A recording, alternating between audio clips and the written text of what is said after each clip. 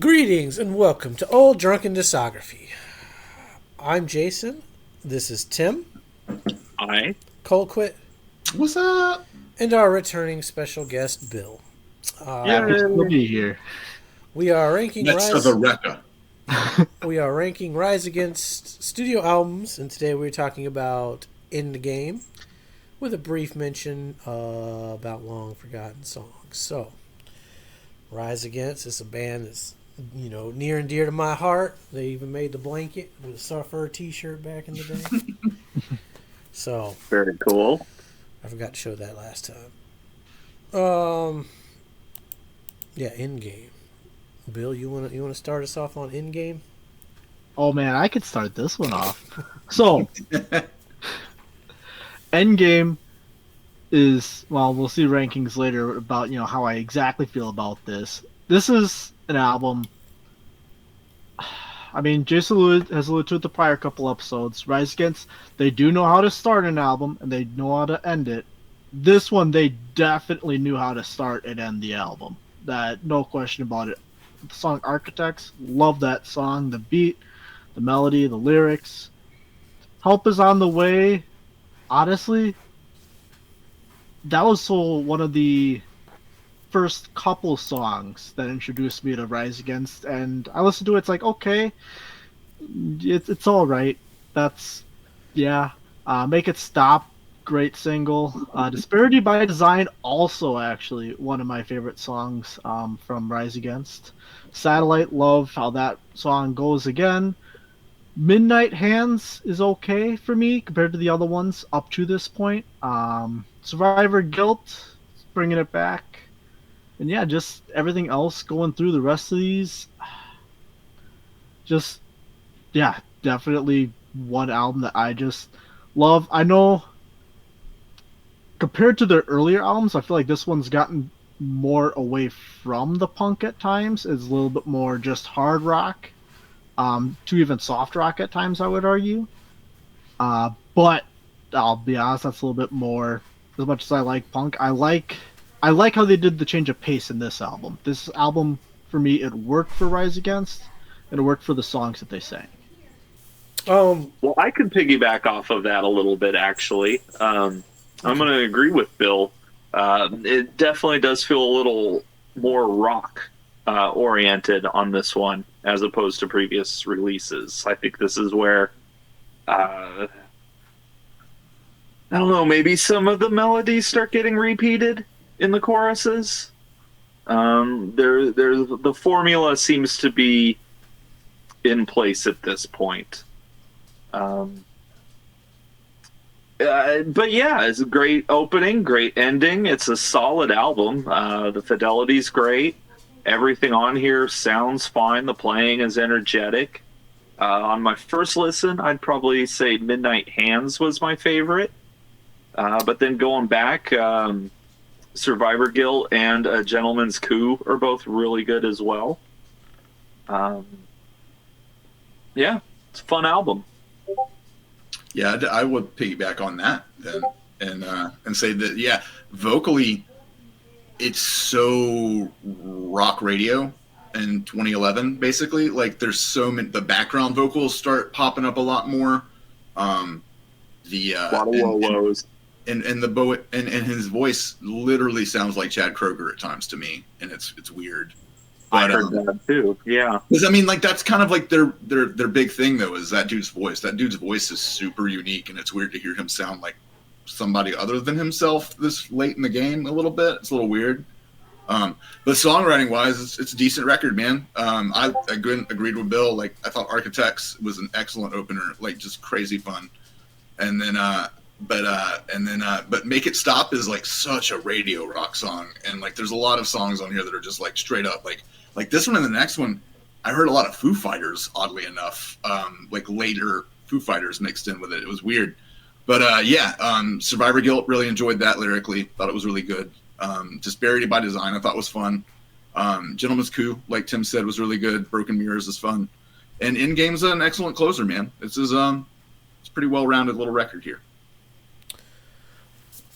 like I said, I can't remember if I said it on the Foo Fighters, if I said it on the beginning of these videos, if I said it we weren't even recording, but Yeah, Rise Against is very similar to the Foo Fighters for me as far as their. I definitely started picking them up on this release as well. The next one I was going to bring them up even more, but Yeah, for sure. Yeah, There's this a one still sounds a trajectory. little punkier. yeah. I also was getting like glimpses of like My Chemical Romance, and even on a couple later albums, we start getting into like some more metalcore stuff. Yeah, yeah. So I can see that. I don't know if we're chasing trends at this point. I think. I mean, granted, this is coming from somebody who has no knowledge of this band really at all. Right. I only the asked the story question. I was reading just from listening to the records, and like they had a hit, they followed it up with like an expression of their version of a rock radio band, which was still more punk than anything. Then the next record, they gradually get more and more like a radio friendly rock, and then towards the end, they're like, "Nah, what the hell are we doing?" You know, like that's the There was vibe. a I little got. bit of that, yeah. Like, they're chasing the unicorn, and they're like, "Why are we doing this?" And then they go back to their roots a little bit. So would you say this is like we're entering the load reload era? Ah, Jesus, no, I'd say. Well, I don't know. That's so difficult to say in comparison to that band in particular, because like it was Black Album, then it was Load, basically. Like it was. Well, sure, it was but it's bang, just as bang, far as you know? needing to like come up with the second hit. Yeah, no, I feel like this is their Reload, maybe. I don't know, because Reload was like after they already had a hit on Load, and they were, but that was like a double album, really, in a way. So Yeah, I mean, it's kind of a weird one. bad comparison probably, but I'd say this is their what is the Megadeth record with Train of Consequences on it and Tout Le Monde? euthanasia. Yes, this is their Euthanasia, because it's Okay. after they had their big hit and they're still kind of riding that wave a little bit. Okay, that makes sense. But I could be completely wrong. Also, this is pure conjecture. I mean, I get it though because I picked up on that listening to the album. You can kind of hear it. I'm completely opposite from you guys. You You hate hate this it? record? No, I actually think this one is almost the closest to a return to form Oh, weird, man. from Really? Siren on. Well, maybe Suffer. Interesting. This Okay. to me, this is way more.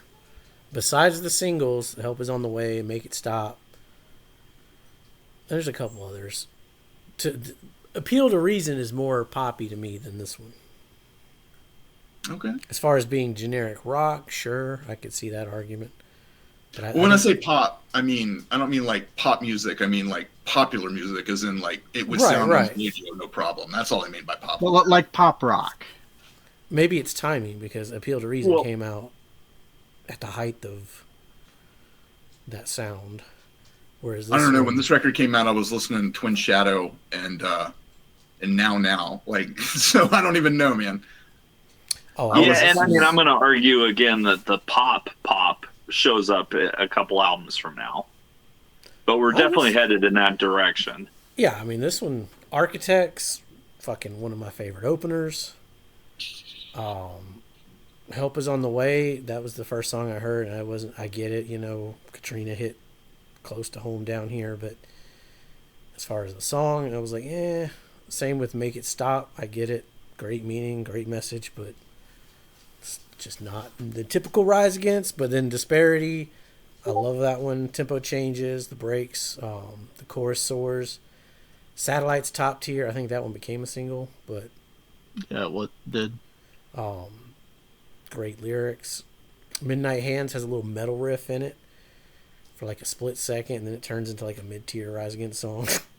Yeah, dude, that's the thing, man. Like, because they have these really great moments, and they don't really follow up on them. They kind of just like have a cool moment, and then it's like back to a pop rock radio song in a way. Yeah. And Midnight Hands is one of those. Survivor Guilt, though, fucking rocks. One of my favorites from the album, especially the verses. Broken Mirrors is a fun one. It sounds like a salesman or a southern preacher on the verses, but also has this military marching beat in parts. Wait For Me, it's slow, soft, but when the Wait For Me part kicks in, you can't help but love it. A Gentleman's Coupe, best song title on the album. This one kicks ass. The vocal delivery on the first verse, the bridge, intro, outro, whatever, still gives me chills. One of my favorites on the record. This is Letting Go is almost a pop punk song musically, but the chorus is good. The lyrics on the second verse is the part where the needle skips and the chorus plays like the sink that drips. Some good fucking shit. Endgame title track's never really done much for me. It's okay, but it's not their best closer. I think This Is Letting Go would have been a better one. And to me, this is a huge step up from Appeal to Reason. But again, I'll probably be opposite from you guys. So. I'm still on my first impression, so yeah. Like I listened to it twice, and you know, it's a rock record. I mean, I don't know, man. I got some limited edition first pressing vinyl. Uh-oh. That was it. Any bonus tracks? No. Oh, it's always a shame. Okay. You got to rebuy the album 10 years later to get all that stuff at twice the price. We'll see, and that was part of the fun of vinyl at the beginning of this century, before it really caught on with the popular market, is that's where people were hiding bonus tracks. Oh, yeah, and Japan CDs. Yeah, and Japan CD, yeah. They always had the best. Yeah, tracks. but especially in the 2000s, there was a lot of vinyl-only tracks going on.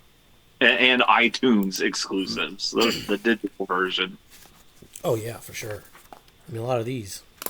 Speaking of B-sides, let's briefly talk about their Long Forgotten Songs comp. This was, I guess, extra credit if you listen to it. Yeah, I'm looking at this. I'm recognizing a lot of these song titles. I'm assuming they're covers. Oh, yeah, a lot of covers. A lot of good covers. About half covers and half songs that they realized that they had written, but never actually got a proper recording of. Blind, that's a face-to-face cover. Or there's some iTunes exclusives, some random compilation tracks. This is an outstanding collection of B-sides, one of my favorites. All three of the big Chicago bands at the time had amazing B-sides. Alkaline Trio, Lawrence Arms, and this one. We aren't ranking this one, but if we did, this would be pretty fucking high on my list. It's not every B-side. My personal hard drive has like 35 tracks on it, but there's some good CCR covers out there not on this, but really. Well, I'm seeing Black Flag. I'm seeing Minor Threat. I'm seeing Nirvana. Is that Sliver? Is that that's the Nirvana cover is bad. I was not a fan of the Minor Threat cover either. It's a live track. On the bonus. There's a Bob Dylan cover, which Rage did better. Yeah, it's kind of funny to see like Minor Threat and the Ghost of Tom Joad on here. Well, and they do the Ballad of Hollis Brown too. Oh yeah. Oh, and they do the Danny Elfman song from Nightmare Before Christmas. Which is fucking great. I love this version. I haven't heard that before. I do like their version of Little Boxes from if you remember the show Weeds. And you got all the stuff from the earlier albums. Mm-hmm. I think you talked about, I can't ever say the name of it. Gets the thing. Yes. Oh yeah, the company. I don't know. That's a great fucking... Generation Lost is one of the first songs I heard by him. It was fucking great. Yeah, I highly recommend. If we were ranking this, it'd be higher up on my ranks than some of these albums. So, including Endgame. Yeah. It'd be higher than Endgame. All right, let's briefly review this because we didn't at the beginning of the episode. You guys all put RPM in 5th place, which is wrong. We all have different number ones, which is kind of cool. And Suffer is all over the board. Okay. Endgame.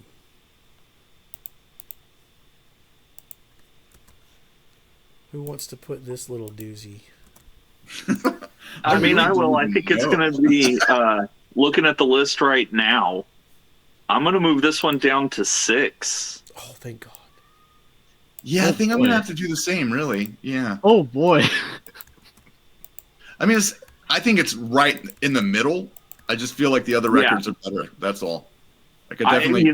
This one isn't my absolute middle. I found that one. That's going to be one coming up. Yeah. But yeah, this one I think is going to be towards the lower half. Jason, you want to go first before I do? Yeah, I mean, I love Endgame. To me, it's a huge step up from Appeal. Some of that urgency was back. The lyrics were on point. And some of my favorite Rise Against songs, like Architects, Gentleman's Coup, This Is Letting Go, Survivor Guilt, they're all from this album. And looking at just the albums alone, it's more consistent to me than Appeal to Reason. So it's my number 5 right now. All right. Well, I think all you guys are wrong. So, yeah, just jack it all the way up to number 1 for me. This was by far the album I listened to the most by accident almost. Just because it just kept coming up. There's a couple songs. Honestly, I could have almost filled up my top 5 songs alone from this album. No. Wow. Like, I love the album. I love the sound of it. This, as I was listening to it first listen to it, I'm like, oh wow, like this is actually really like this album. Then I went and I was watched some other stuff, like, oh, no one else likes this album. Well, they're wrong. I think it's one of the better albums. Yeah. You know, it's okay to be the only one who's right occasionally. Exactly. Yeah, right? See, Jason's right about RPM. I'm right about Endgame. We're all good. Well, because I'm right about RPM, that automatically makes you wrong about in-game. So,